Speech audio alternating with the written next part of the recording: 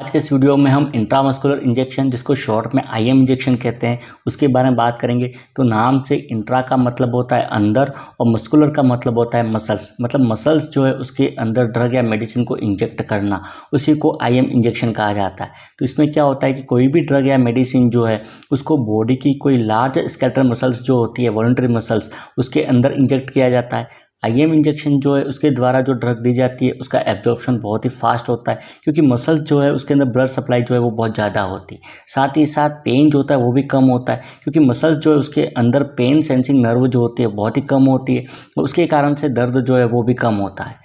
IM injection के द्वारा drug देने के यदि एडवांटेज या फ़ायदे अगर देखते हैं, सबसे पहला फ़ायदा फैट सोल्यूबल ड्रग जो है वो केवल आईएम इंजेक्शन के द्वारा ही दी जाती है, अन्य रूट के द्वारा नहीं दी जाती। दूसरा, इरिटेंट ड्रग जो होती है वो भी आईएम इंजेक्शन के लिए सूटेबल होती है। तीसरा फ़ायदा, ड्रग जो इसका एब्जॉर्प्शन जो होता है बहुत ही फास्ट होता है और अच्छा और यूनिफॉर्म होता है। एक फ़ायदा कि ड्रग जो इसका एक्शन जो होता है बहुत ही फास्ट होता है, कुछ ही मिनटों के अंदर मतलब 5 से 10 मिनट के अंदर ड्रग जो है वो अपना इफेक्ट जो है वो शुरू कर देती है। एक फ़ायदा ये है कि ये अनकॉन्शियस पेशेंट या अनकोऑपरेटिव पेशेंट जो है उनके लिए भी सूटेबल होता है। लेकिन इसके साथ ही इसके कुछ डिसएडवांटेज या हानियाँ हैं। पहला कि सेल्फ मेडिकेशन जो है वो इसमें संभव नहीं है, मतलब व्यक्ति स्वयं इसमें मेडिकेशन नहीं ले सकता, इसके लिए ट्रेन्ड पर्सन जो है उसकी आवश्यकता होती है। एक मैक्सिमम 10 ml तक की ड्रग इसमें दी जा सकती है, उससे ज़्यादा ड्रग जो है उसमें नहीं दी जा सकती। एक नर्व इंजरी जो है वो होने की संभावना रहती है। इसके अलावा लोकल पेन, मतलब जहाँ इंजेक्शन लगाया गया वहाँ पर दर्द हो सकता है। इसके अलावा यदि इन्फेक्शन हो गया तो वहाँ पर एब्सेस जो है उसका फॉर्मेशन भी हो सकता है।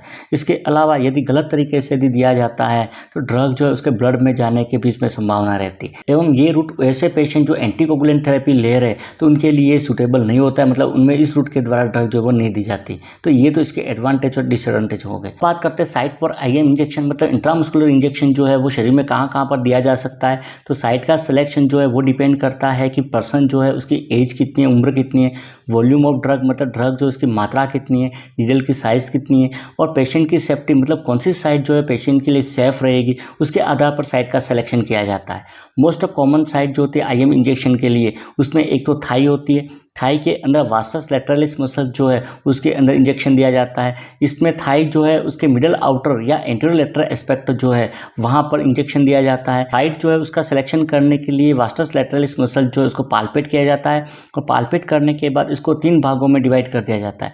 इसका जो मिडल पार्ट जो होता है उसके जस्ट मिडल के अंदर इंजेक्शन जो है वो दिया जाता है। थाई के अंदर इंजेक्शन जो है वो ज़्यादातर नियोनेट या इन्फेंट होते हैं उनमें दिया जाता है। इसमें मैक्सिमम नियोनेट के अंदर तो 1 ml और चिल्ड्रन के अंदर 3 ml तक की ड्रग जो है वो इंजेक्ट की जा सकती है। इसमें नीडल जो होती है वो नियोनेट के अंदर यदि 2 माह से कम है तो 16 mm की 25 गैज की नीडल काम में ली जाती है, जबकि 18 माह से कम है तो उसमें 25 या 23 गैज की और 25 mm की नीडल जो है वो काम में लाई जाती है। दूसरा, अपर आर्म या हाथ का ऊपरी भाग होता है, इसमें डेल्टोइड मसल जो होती है उसके अंदर इंजेक्शन दिया जाता है। ये ज़्यादातर 3 से 18 वर्ष के बच्चे होते हैं उनमें ही दिया जाता है, एवं 1 ml तक की ड्रग जो है इसमें दी जा सकती है। इसमें साइट का सिलेक्शन जो है वो करने के लिए स्कैपुला का एक्रोमिन प्रोसेस जो होता है उसको पाल्पेट किया जाता है, और उसको पाल्पेट करने के बाद उल्टा त्रिभुज जो होता है वो शोल्डर के ऊपर बनाया जाता है। इसके बाद उसके त्रिभुज के ठीक सेंटर के अंदर एक्रोमिन प्रोसेस जो है उसके 3 से 5 सेंटीमीटर बिलो जो है वो इंजेक्शन इसमें दिया जाता है। इसमें नीडल जो है उसकी साइज जो होती है वो 23 गेज या 25 गेज की होती है एवं 25 mm की होती है। दूसरी साइड जो होती है वो बटक्स होती है। बटक्स के अंदर ग्लूटियस मीडियस मसल जो है उसके अंदर इंजेक्शन दिया जाता है। इसके अंदर 2 तरीके से दिया जाता है, एक तो डोर्सो ग्लूटियल होता है। डोर्सो ग्लूटियल के अंदर पेशेंट जो है उसको पेट के बल प्रोन पोजीशन के अंदर लेटा दिया जाता है। उसके बाद उसके बटक्स जो है उसको 4 भाग में डिवाइड कर दिया जाता है। इसका जो अपर आउटर क्वार्टर जो होता है उसका भी अपर आउटर क्वार्टर जो होता है उसके ठीक सेंटर में मतलब बीच में इलियक क्रेस्ट जो उसे 5 से 6 सेंटीमीटर बिलो इंजेक्शन जो है वो दिया जाता है।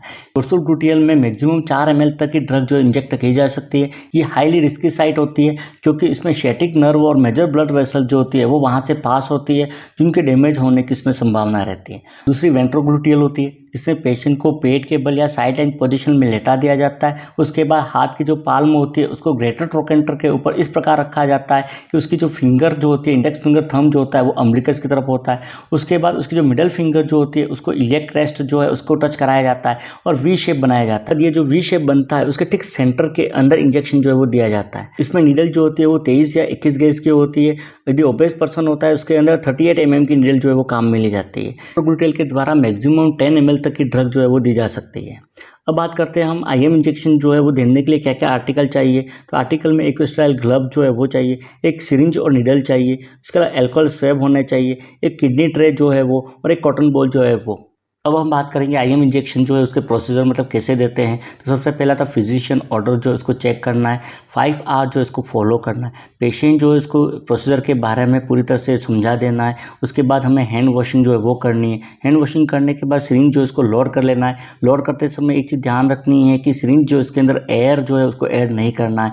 उसके बाद पेशेंट जो है उसको साइड के हिसाब से पोजीशन देनी है। पोजीशन देने के बाद साइड जो है उसको लोकेट करना है और साथ ही साथ इंश्योर करना है कि साइड के अंदर कोई टेंडरनेस, लंप या नोडल्स तो नहीं है। उसके बाद ग्लव्स पहनने के बाद साइड जो है उसको अल्कोहल स्वैब से क्लीन करना है। उसके बाद स्किन जो है इसको खींचना है और खींचने के बाद निडल जो है उसको तेज़ी से 90 डिग्री एंगल पर इंजेक्ट करना है। इंजेक्ट करने के बाद सिरिंज का जो लोअर पोर्शन जो है उसको एक हाथ से पकड़ना है। उसके बाद उसके प्लंजर जो है उसको पीछे की तरफ खींचना है और खींच के देखना है कि उसके अंदर ब्लड तो नहीं आ रहा है। यदि ब्लड आ रहा है तो उसको डिस्कार्ड करना है और दूसरी साइड का सिलेक्शन करना है। यदि ब्लड नहीं आ रहा है तो तब क्या करना है कि ड्रग जो है उसको स्लोली इंजेक्ट करना है। इंजेक्शन की रेट जो होती है वो 1 ml पर 10 सेकंड के हिसाब से इंजेक्ट करना है। उसके बाद ड्रग देने के बाद निडल जो है उसको धीरे से निकालना है। निकालने के बाद कॉटन बॉल जो उसको अप्लाई कर देना है। उसके बाद निडल जो इसको रिकैप नहीं करना है, उसको सीधा हब कटर के अंदर कट ऑफ करना है। उसके बाद हमें ग्लव्स जो इसको रिमूव करने हैं और हैंड वॉशिंग करनी है और साथ ही साथ प्रोसीजर जो है उसको लिख लेना है। तो ये तो इसका प्रोसीजर हो जाएगा। आईएम इंजेक्शन देने की जेट ट्रैक या जिगजैग टेक्निक होती है। जिगजैग टेक्निक के अंदर क्या होता है कि मिडिल फिंगर जो होता है उसको तो स्किन के ऊपर रखा जाता है और उसके बाद स्किन जो है या सबक्यूटेनियस टिश्यू उसको खींचा जाता है। तो साइड में 2 से 5 सेंटीमीटर खींचने के बाद निडल जो है उसको 90 डिग्री एंगल के ऊपर मसल्स के अंदर सीधा इंजेक्ट किया जाता है। इंजेक्ट करने के बाद ड्रग अप्लाई करने के बाद निडल जो इसको बाहर निकाल दिया जाता है और उसके बाद कॉटन बॉल जो है उसको अप्लाई कर दिया जाता है। इसके अंदर मसाजिंग जो है वो बिल्कुल ही नहीं की जाती।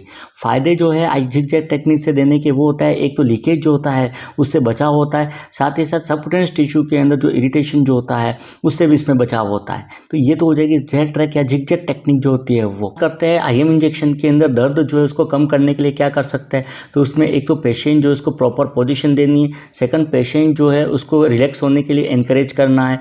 तीसरा, एक सिंगल इंजेक्शन के अंदर 5 ml जो है उससे ज़्यादा ड्रग जो है वो नहीं देनी है। पेशेंट जो है उसको इंजेक्शन देते समय डाइवर्जनल टेक्निक जो है जैसे कि बातें करना है या उसका नाम पूछना है या काउंटिंग करना है उसके लिए कहना है ताकि उसको दर्द जो है वो कम हो। एक इंजेक्शन जो है वो धीरे धीरे देना है। इसके अलावा निडल जो है वो एक बार इंसर्ट कर दी तो उसको मूव नहीं कराना है। मूव कराने के कारण से उसको दर्द हो सकता है। उसके बाद निडल जो है उसको उसी पोजीशन में विड्रॉ करना है जिस पोजीशन के अंदर इंजेक्ट किया था, तो उसी तरीके से तेज़ी से उसको निकाल देना है। दर्द जो है उसको कम करने के लिए कोल्ड कंप्रेस जो है या कोल्ड एप्लीकेशन जो है वो देने की एडवाइस दे सकते हैं। तो ये तो पेन जो है कम करने के तरीके हो गए। नेक्स्ट बात करते हैं आईएम इंजेक्शन जो है वो देने के क्या कॉम्प्लिकेशन हो सकते हैं। तो ये इन्फेक्शन के कारण से एब्सेस जो है वो हो सकता है। एक सेल्यूलाइटिस की कंडीशन मतलब आसपास के टिश्यू में इन्फ्लामेशन की कंडीशन हो सकती है। एक टिश्यू नेक्रोसिस जो है वो हो सकता है कि आसपास के सेल जो है उसकी डेथ हो जाए, उसके कारण से नेक्रोसिस हो जाए। अगला ग्रेन्युलोमा जो है वो हो सकता है कि वहाँ पर ग्रेन्यूल टिश्यू जो है उसका फॉर्मेशन हो जाए। एक मसल्स फाइब्रोसिस की कंडीशन हो सकता है कि मसल्स जो है उसके अंदर फाइब्रोस टिश्यू जो है उसका फॉर्मेशन हो जाए। एक ब्लड जो है उसकी लीकिंग हो सकती है, उसके कारण से वहाँ पर हीमेटोमा जो है मतलब ब्लड का कलेक्शन जो है वो हो सकता है। इसके अलावा ब्लड वेसल जो है उसके अंदर इंजरी भी हो सकती है कि ये तो इसके कॉम्प्लिकेशन हो जाएंगे। तो ये था आईएम इंजेक्शन जो है वो। नर्सिंग रिलेटेड और वीडियो देखने के लिए चैनल को सब्सक्राइब कीजिए। मिलते हैं अगले वीडियो में। Thank you.